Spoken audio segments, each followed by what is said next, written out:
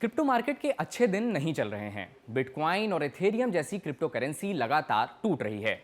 कुछ महीनों से क्रिप्टो बाजार लगातार गिरावट का दौर देख रहा है। इस पूरे साल के दौरान क्रिप्टो की कीमतों में गिरावट देखने को मिली है। नवंबर 2021 में क्रिप्टो का कुल मार्केट कैपिटलाइजेशन यानी कि एम कैप $3 ट्रिलियन के साथ अपने पीक पर था। लेकिन कॉइन मार्केट कैप .com के रविवार के आंकड़ों के अनुसार global crypto currency market $3 trillion से गिरकर $840 बिलियन पर आ गया है। लगातार टूटते बाजार की वजह से यहां निवेश करने वाले इन्वेस्टर्स को लगभग 15.65 लाख करोड़ रुपए यानी $2 ट्रिलियन का नुकसान बीते 8 महीनों में हुआ है। आइए आपको इस वीडियो में बताते हैं कि ऐसा क्यों हो रहा है और इसके क्या मायने हैं। क्रिप्टो मार्केट के दोनों अहम घोड़े यानी टोकन सिर के बल गिरे। क्रिप्टो मार्केट की सबसे बड़ी क्रिप्टो करेंसी बिटकॉइन है।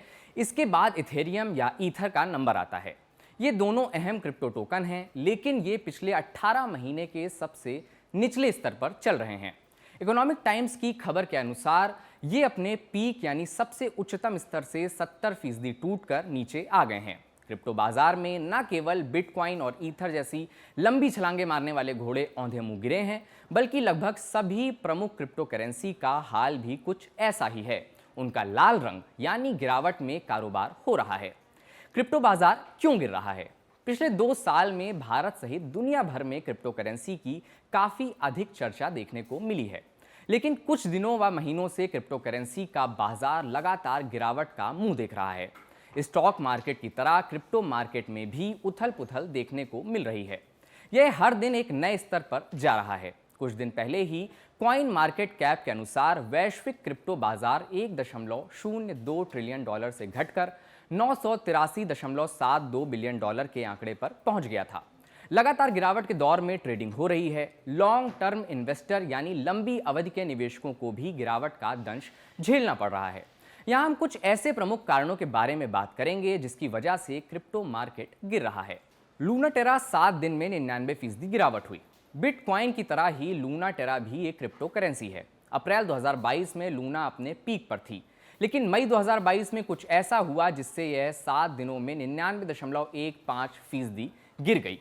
एक झटके में इतनी बुरी तरह गिरने की वजह से इस करेंसी में निवेश करने वालों को अच्छा खासा नुकसान झेलना पड़ा। क्रिप्टो एक्सचेंज बाइनेंस के फाउंडर को भी तगड़ा झटका लगा है। उन्होंने ये ऐलान भी कर दिया कि मैं फिर से गरीब हो गया। क्रिप्टो मार्केट को प्रभावित करता है equity market. Crypto market equity market से भी जुड़ा हुआ है। अगर इक्विटी मार्केट में गिरावट होती होगी तो क्रिप्टो में भी कुछ ऐसा ही देखने को मिलेगा। शेयर बाजार को प्रभावित करने वाले कई कारक क्रिप्टो कीमतों को भी प्रभावित करते हैं। इन्वेस्टोपीडिया के आंकड़ों के अनुसार 2021 के अंत में और 2022 के मध्य में क्रिप्टो करेंसी की कीमतें इक्विटी कीमतों के समान ही बढ़ीं और गिरीं। न्यूयॉर्क टाइम्स की एक रिपोर्ट बताती है कि बिटकॉइन की कीमत में उतार चढ़ाव नैस्डैक की चाल जैसा है। तीसरा बिंदु, अमेरिका में ब्याज दरों में बढ़ोतरी। मुद्रास्फीति को शांत करने के लिए अमेरिकी फेडरल रिजर्व ने ब्याज दर बढ़ाने का फैसला किया है। इस खबर के आने के बाद शेयर बाजार के साथ साथ क्रिप्टो बाजार में भारी गिरावट देखी गई। निवेशकों ने विश्वास व धैर्य खो दिया और अपनी डिजिटल संपत्ति को बेचना शुरू कर दिया, जिससे क्रिप्टो बाजार में जमकर लाल रंग दिखाई दिया। सेल्सियस नेटवर्क ने लेन देन किए फ्रीज। क्रिप्टो करेंसी ऋण देने वाली फर्म सेल्सियस नेटवर्क ने एक्सट्रीम मार्केट कंडीशन का हवाला देते हुए यूजर अकाउंट से क्रिप्टो की निकासी और उन्हें दूसरे अकाउंट में ट्रांसफर करने पर रोक लगा दी। यह फर्म सभी क्रिप्टो लेन देन को फ्रीज कर रही है। पिछले साल ही सेल्सियस नेटवर्क ने $750 मिलियन की फंडिंग हासिल की थी।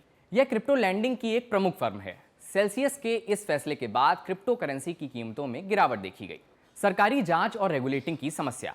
इस साल की शुरुआत से ही क्रिप्टो को रेगुलेट करने की चर्चा खूब रही है। जनवरी 2022 में रूस के केंद्रीय बैंक ने वित्तीय स्थिरता, नागरिकों की भलाई और इसकी मौद्रिक नीति संप्रभुता के लिए खतरों का हवाला देते हुए रूसी क्षेत्र में क्रिप्टो करेंसी के उपयोग और खनन पर प्रतिबंध लगाने का प्रस्ताव रखा। वहीं भारत सरकार ने क्रिप्टो करेंसी को मान्यता नहीं दी है, लेकिन क्रिप्टो निवेशकों पर 30% टैक्स और प्रत्येक क्रिप्टो इंट्रा ट्रेडर्स पर 1% TDS भी लगाने का फैसला किया है।